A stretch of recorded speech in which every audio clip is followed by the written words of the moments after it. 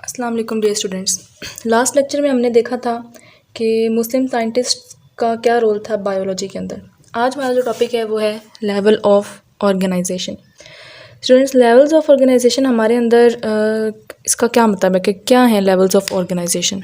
Organisation का मतलब है कि किस तरह चीज़ें असेंबल होती हैं, इकट्ठी होती हैं और फिर उनके डिफरेंट लेवल्स होते हैं। मींस पहले छोटी चीज़ें होती हैं, वो मिलकर फिर बड़ी बनाती हैं, वो मिलकर उससे बड़ी बनाती हैं, वो मिलकर फिर उससे बड़ी बनाती हैं, फिर उससे बड़ी बनती हैं और इस तरीके से एक पूरा हमारे पास क्या आ जाता है, सिस्टम चलता है। तो ये जो अब लेवल्स हैं इनको हम बोलते हैं कि ये लेवल्स ऑफ ऑर्गेनाइजेशन है, कि इसके अंदर छोटी छोटी चीज़ें हैं, उसके बाद फिर उसके अंदर वो वाली चीज़ें हैं, फिर इस बड़े के अंदर वो वाली चीज़ें मिलकर ये बड़ा बन गया है, फिर ये वाली मिलकर वो बन गई हैं। तो इस तरीके से डिफरेंट ये मिलकर ये बना रही हैं, ये मिलकर ये बना रही हैं और ये इससे बन रहा है। तो इस तरीके से इसको क्या बोलते हैं, लेवल्स हमारे पास आ जाते हैं। ऑर्गेनाइजेशन के मीन्स चीज़ें जो है वो असेंबल हो रही हैं। स्टूडेंट्स, अगर हम इंसान की ऑर्गेनाइजेशन की बात करें तो हम देखते हैं कि किस तरह हमारे अंदर एटम्स ऑर्गेनाइज होते हैं और वो किस तरह ऑर्गेनाइज होंगे कि हमारे पास सबसे एंड वाला लेवल जो है वो एक पूरी अर्थ बनेगी। ठीक है, हम ये पूरा जो है वो एक पूरा सिस्टम देखते हैं। तो सबसे पहला जो हमारे पास सिस्टम है, एटम से भी अगर पहले की बात करें तो कैसे सब एटॉमिक पार्टिकल्स होते हैं वो जो है वो आपस में किस तरह कंबाइन करते हैं। तो सबसे पहले हमारे पास आ जाते हैं सब एटॉमिक पार्टिकल्स। सबसे पहले हमारे पास लेवल ऑफ ऑर्गेनाइजेशन में क्या है, सब एटॉमिक पार्टिकल्स। स्टूडेंट, सब एटॉमिक पार्टिकल जब आपस में कंबाइन करते हैं दे फॉर्म एटम। ठीक है, सब एटॉमिक पार्टिकल्स कंबाइन करके क्या बनाते हैं, एटम बनाते हैं। अब सब एटॉमिक पार्टिकल्स हैं कौन कौन से जिनसे एटम बनता है, तो these are electron, proton and neutron. इन सब एटॉमिक पार्टिकल से मिलकर क्या बनता है, एक एटम बनता है। इन तीनों को मिलाकर एटम बनता है। एटम जो है वो इनके अलावा क्या होता है, गैर मुकम्मल होता है। तो ये सब एटॉमिक पार्टिकल्स हैं। सबसे पहला हमारे पास क्या आते हैं, ये सब एटॉमिक पार्टिकल्स इलेक्ट्रॉन, प्रोटॉन और न्यूट्रॉन। जो सबसे फर्स्ट हमारे पास क्या है, लेवल है ऑर्गेनाइजेशन का, विच इज़ सब एटॉमिक पार्टिकल्स। मतलब कि अगर मैं आपको कहूँ कि ये हमारे पास न्यूक्लियस है और ये जो है वो आउटर शेल है, इसके अंदर प्रोटॉन्स भी हैं, इसके अंदर न्यूट्रॉन भी हैं और आउटर मोस्ट शेल, जो आउटर शेल है, शेल के अंदर क्या रोटेट कर रहे होते हैं ऑर्बिट के अंदर, इलेक्ट्रॉन्स। तो इलेक्ट्रॉन, प्रोटॉन और न्यूट्रॉन, इन तीनों ने मिलकर ये क्या बना दिया है, एक एटम बना दिया है। तो सब atomic particles are electron, proton and neutron. Students, सारे जो मैटर हैं, ठीक है, जितना भी मैटर है आपकी ज़मीन में, जितना भी मैटर है, मैटर मीन्स कोई भी वो जगह कोई भी वो चीज़ जिसका मैस भी हो और वो कई जगह भी घेरता हो, मीन्स ऑक्यूपाई, जिसका वॉल्यूम भी हो। ठीक है, मैस भी हो और वॉल्यूम भी हो, उसको हम मैटर कहते हैं। तो हर मैटर जो है वो एलिमेंट से मिलकर बना हुआ होता है और एलिमेंट जो है वो एटम से मिलकर बने होते हैं। एटम जो है वो सब एटॉमिक पार्टिकल से मिलकर बने हुए होते हैं। सब एटॉमिक पार्टिकल जो मोस्ट स्टेबल हैं वो कौन कौन से हैं, इलेक्ट्रॉन, प्रोटॉन और न्यूट्रॉन।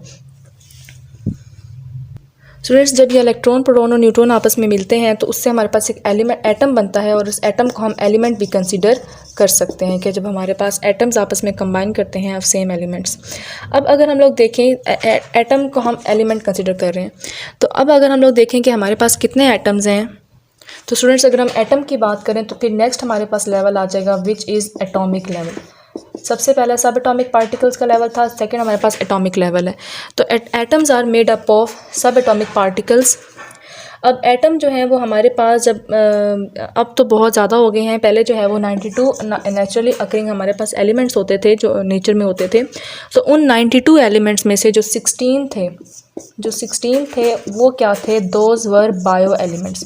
याद रखना है, out of 92 naturally occurring elements 16 are called bio elements. Students, bio का मतलब है these are life forming elements, means these are found in body of living organism. Living organism की बॉडी में पाए जाते हैं ये 16 मेजर 16 जो बायो एलिमेंट्स हैं। अब स्टूडेंट्स, वो 16 बायो एलिमेंट्स कौन कौन से हैं जो कि लिविंग ऑर्गेनिज्म का बॉडी मैस बना रहे होते हैं। स्टूडेंट्स, आपने याद रखना है कि 16 में से जो मेजर 6 हैं वो मेजर 99% बनाते हैं एक इंडिविजुअल, एक ह्यूमन की बॉडी का मैस, और उसमें से जो बाकी 16 हैं वो रिमेनिंग 1% बनाता है। ठीक है, अब ये 6 कौन कौन से हैं जो 99% बना रहे हैं किसी भी इंडिविजुअल की बॉडी का, वो 6 हमारे पास हैं ऑक्सीजन, जिसको हम सिंबल के तौर पर O से रिप्रेजेंट करते हैं। सेकंड हमारे पास है कार्बन, जिसको हम C से रिप्रेजेंट करते हैं। देन हमारे पास है हाइड्रोजन, जिसको हम H से रिप्रेजेंट करते हैं, ये इसका सिंबल है। उसके बाद हमारे पास है नाइट्रोजन, जिसको हम N से रिप्रेजेंट करते हैं। उसके बाद है हमारे पास कैल्शियम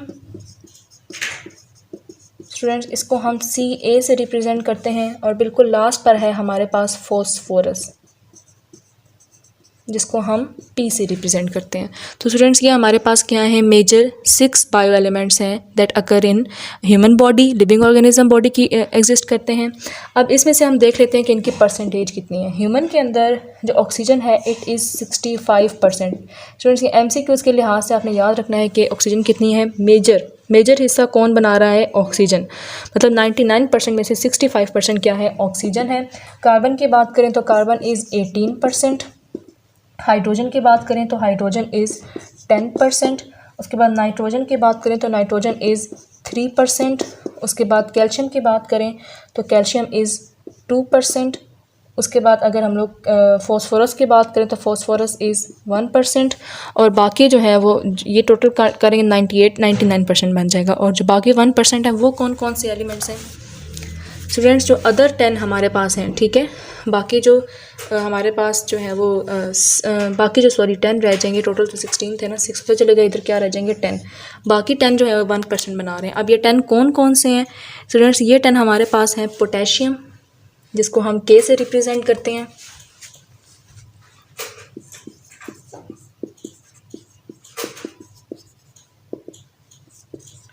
उसके बाद हमारे पास है सल्फ़र, जिसको हम S से रिप्रेजेंट करते हैं। उसके बाद हमारे पास है क्लोरीन, जिसका सिंबल Cl है। उसके बाद हमारे पास है सोडियम, जिसको नेट्रियम भी कहा जाता है, उसका सिंबल Na है। उसके बाद हमारे पास है मैग्नीशियम, जिसका सिंबल Mg है। उसके बाद हमारे पास है आयरन, जिसका सिंबल Fe है। उसके बाद है हमारे पास कॉपर, जिसका सिंबल Cu है। उसके बाद हमारे पास है मैग्नीज, जिसका सिंबल Mn है। उसके बाद हमारे पास है जिंक, जिसका सिंबल Zn है।